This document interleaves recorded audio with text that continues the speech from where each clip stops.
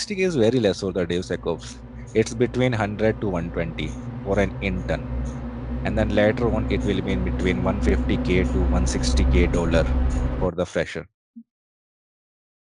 So, hi everyone, welcome to our episode 4 of the Career Catalyst podcast. And today we have a very special guest, Mr. Akash. So, he is an experienced DevSecOps engineer and also a cloud security engineer with experience of over 5 years. So, hi Akash, thank you so much for joining in. Yeah, Agati, thanks for having me here. Yeah, all right. So wonderful. We surely have a lot of questions for you. And so, yeah, let's get started with it. So, can you please introduce yourself to our viewers? Sure, Akriti. So, as you have already Mm. introduced, my name is Akash Rathi, and it's been around 5 years in the IT industry, and where I'm working as a security engineer.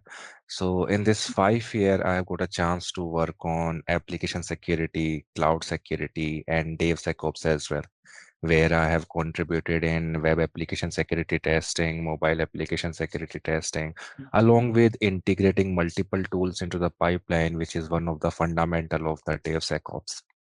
Apart from this, I have managed the cloud security of the AWS as well as for the Azure cloud. And along with that, I always get a chance to share my knowledge on YouTube as well as in conferences. Few of the conferences I have attended in OWASP chapters. And I also write Medium articles, which I believe people like a lot because of the number of views I have on those Medium articles. So that's a very basic introduction about myself, Akriti. Okay, that's wonderful. So, you're definitely jack of all trades. We get to know about that. Yeah, okay. So, how did you exactly transition into DevSecOps? As you mentioned, you started in IT and then you went on for DevSecOps. So, how did that transition happen for you? So, anyone who is from security or anyone who is from the DevOps field, it's easy for them to transition to the DevSecOps field. Like as I was a security engineer, it was easy for me to transfer to the DevSecOps. But anyone who is not from the security or DevOps, it's not going to be that much hard for them as well. So, first of all, when I want to switch to this DevSecOps role, I explored what's the current market of the DevSecOps. At that time, I figure out, okay, DevSecOps role is really in demand, and even just few months back, Meta also released an article that they are going to require a huge amount of DevSecOps engineers soon because they are bringing this metaverse into the picture, and this metaverse going to require a lot of DevSecOps engineer. So, how prepared for it? First of all, I start preparing and understanding the fundamental of the DevSecOps engineer, what it required. Did some hands-on experience on some labs, integrated multiple tools. Even I integrated those tools for which no documentation is available. Just by exploring how I can do it, just understanding their APIs. So, having more and more hands-on experience, I able to understand what DevSecOps stand for. Meanwhile, parallelly, I was giving interviews for multiple companies for the DevSecOps role. In first few interviews, I understand, okay, these type of question can also be get asked into the DevSecOps profile. So I summarized those questions and I got a good package in one of the startup in Bangalore. That's how I enter into this DevSecOps engineer role. That's wonderful. That has been an amazing journey. So, as you mentioned, that it's not that hard for someone who's not from a security or DevOps background. So, can you please shed some more light on that topic? Yeah, sure. So, if we talk about DevSecOps is simply if you are familiar with letter T. T stand for teams. Yeah, the letter T, it's have a horizontal line as well as a vertical line. So to become a DevSecOps engineer, the horizontal line doesn't represent any depth into the concept. It's just a horizontal line. If you have fundamental knowledge of DevOps, or if you gain a fundamental knowledge of DevOps and depth knowledge, the vertical line represent the depth knowledge of the security, you automatically become a DevSecOps engineer. So I give more and more, we can say, um, gain more knowledge regarding the security and just clear the fundamental of the DevOps. So if anyone who is not from the DevOps or not from the security field, if they focus on these two aspects, they can become the DevSecOps engineer. Because DevSecOps engineer provide a lot of capability and a wide range of technology where you can explore yourself into the multiple field. Even this cloud security is a part of DevSecOps. This DevOps is a part of DevSecOps, and automation is also somewhere included into the DevSecOps. So, can someone like who is from a cybersecurity background, or a network security background, they could break into a DevSecOps role? They can break easily. Oh, that's wonderful. So, okay, but that concept of depth and the analogy with the tea letter was just amazing and something to ponder about. So, thank you for that. So, coming up, you also mentioned that there are some of the tools that you got handy with when you were applying for the job roles as a DevSecOps engineer. So, can you please tell us what were the various tools that you got familiar yourself with? So, if I have to explain it to someone who is a fresher, I will explain only the DevSecOps tool, because if the guy is truly fresher and want to get into this DevSecOps role, and if he only work onto the DevSecOps tool, he automatically gains some fundamental knowledge regarding DevOps as well as cloud security and somewhere related to automation as well. So the DevSecOps not only include just these tools, it also includes some theoretical concepts as well. So if I have to start, I will start with the threat modeling. Threat modeling cannot be done with any tool. Although some tools are available into the market, it's more of a thought process that okay, the flow of the application look like this. How many type of vulnerabilities, how many type of threat can be possible in this flow? Consider if we both are in this call. This is a normal flow is happening, like me and you are having a conversation. This is our product. Consider if this team meeting is not logged and anybody can join this with a link, then it's a threat. We don't want anybody who we don't know and don't have permission to join this call and join it. It's a threat. So it can become under threat modeling, which is one of the term or keyword under the DevOps. Second tool that we can use is a SaaS tool, which is the static application security testing. And there are multiple tools available, but one of the tool which is open source, and which is known as SonarQube, and other open source tools are also available, but SonarQube is pretty famous into the market.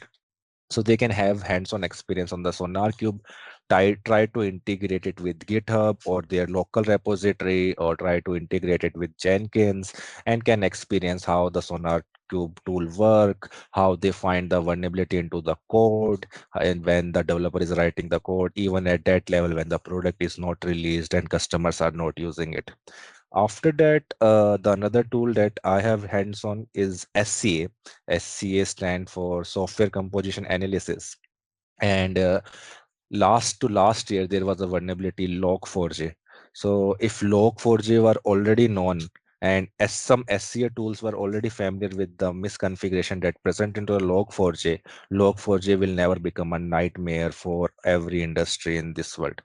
So SCA tool helps there to understand the vulnerabilities present into the libraries and packages, because when we build a software, when we build any product, we don't build it completely from the scratch.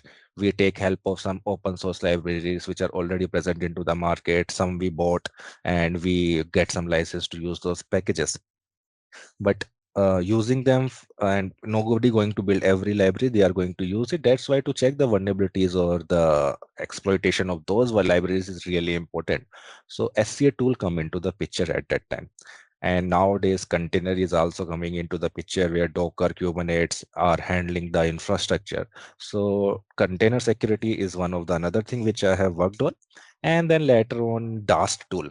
DAST stand for Dynamic Application Security Testing. When the application is actually running, and either the testing team is using it or the dev team is using it, at that time we go and check each of the functionalities that are present into the application. Taking example of e-commerce website, can I add into my cart? Can I add into another person cart as well? So all this type of security flows, nobody should be able to transaction on the basis of mine account.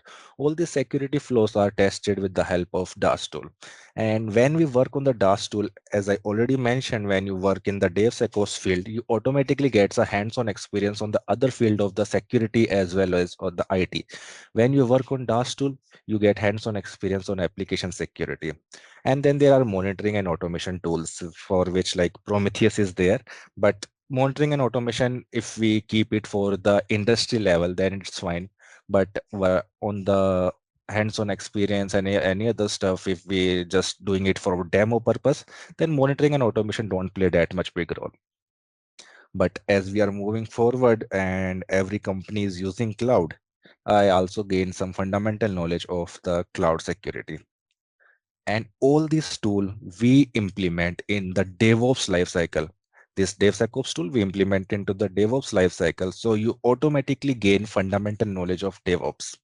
So that's all how I prepared for this DevSecOps role. Okay, that was quite insightful. Okay, so what you're trying to say is basically if someone wants to just start from DevSecOps only, they would automatically learn about DevOps and vice versa, right? Right. All right. Okay, that's wonderful. So, for all the freshers out here who actually want to, start a career directly in DevSecOps, is that possible, or is there any simple path or career path you would like to propose for them? Yeah, sure. So as I mentioned that anybody can start with the DevSecOps. They don't need to have fundamental knowledge of other domains as well. Where I just explained that if they start with DevSecOps, they automatically gain understanding of application security, cloud security, and DevOps. So if any fresher wants to come into this technology of DevSecOps tech, like this one thing I want to clear first, that at present only two roles are safe. First of all, because of this boom of AI, one of them is data engineer, data analyst, and only the AI engineers. Second is this security people, because as of now, AI is not able to replace security completely. Everywhere they need this SOC people, DevSecOps people, cloud security people, application security people, and DevSecOps is more of contains the union of few of the security domain as well as DevOps. So it's one of the safer place as in this era of AI. So any fresher who wants to come into this DevSecOps role, they can start with learning these tools which I mentioned, this threat modeling, SaaS tools. They can start with the threat modeling, then they can come to the SaaS tools.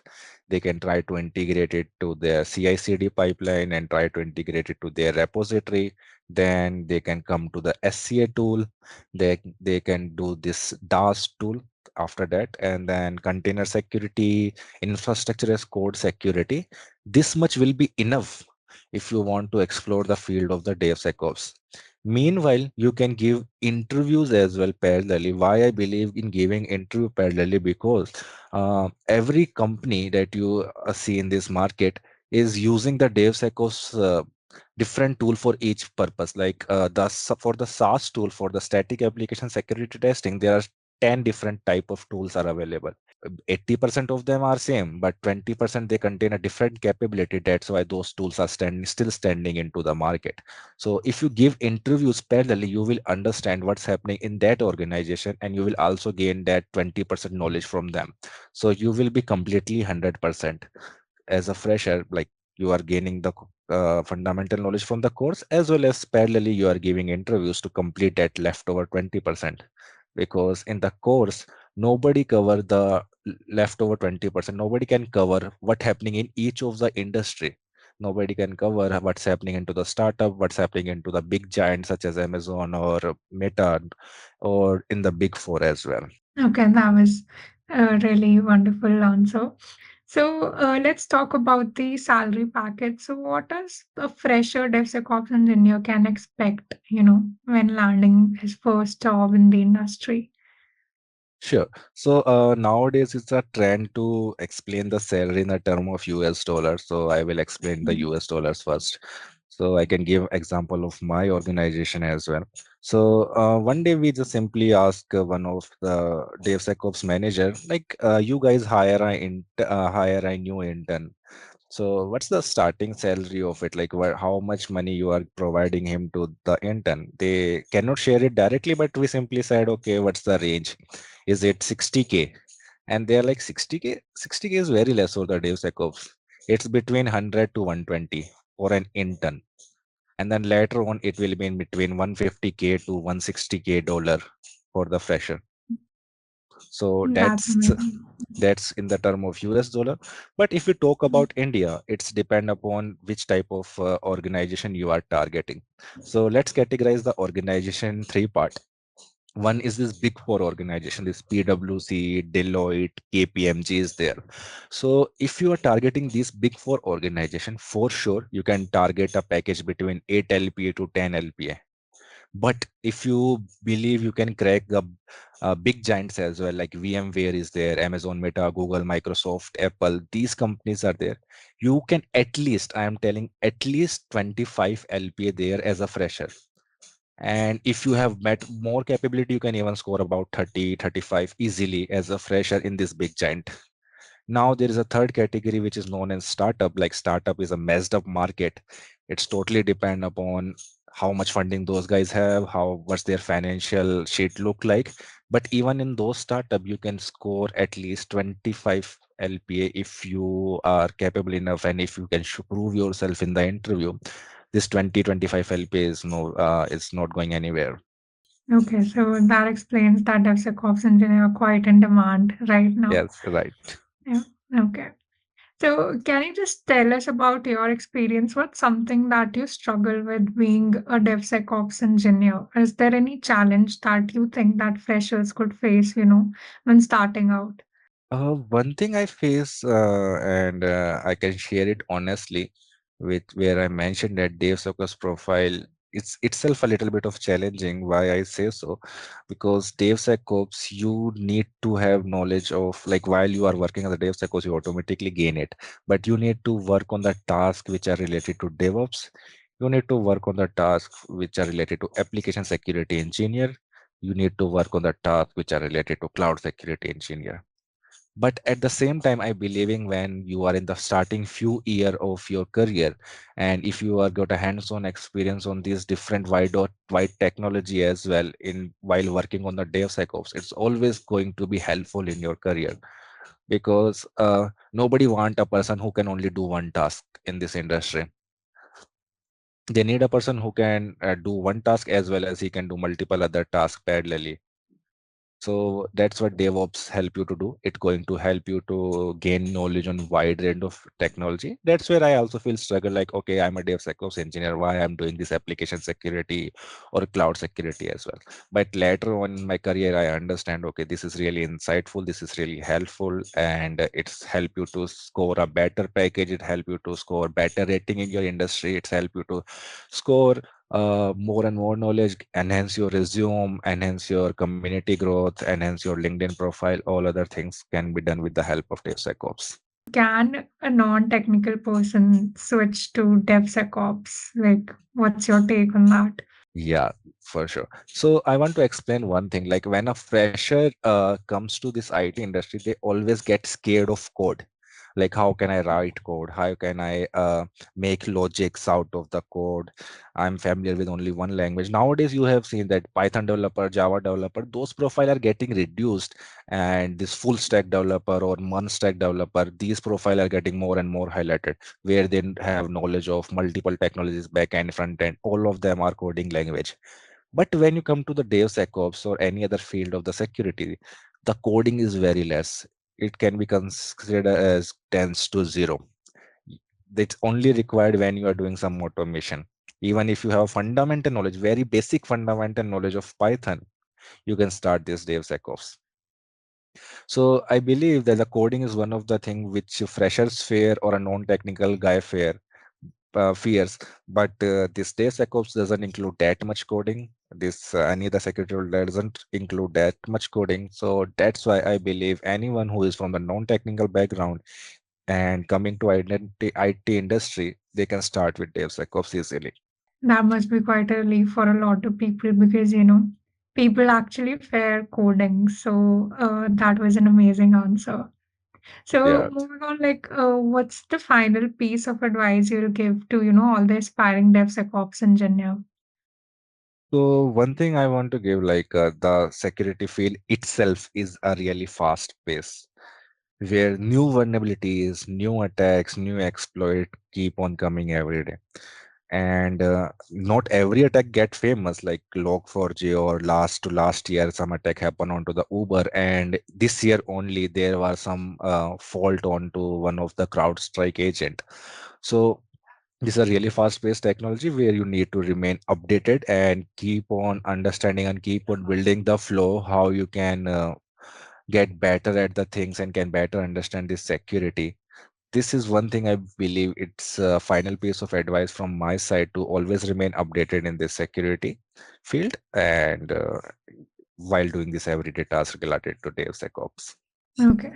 So since, you know, people need to stay updated, what are some of the resources that you recommend for people to, you know, stay up with the pace?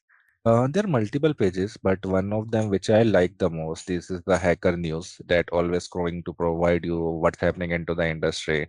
They contain small to small details as well as big details. So that's one of the thing. As well as you can search for this medium articles also provide, but it's more provide regarding the individual instead of the organization.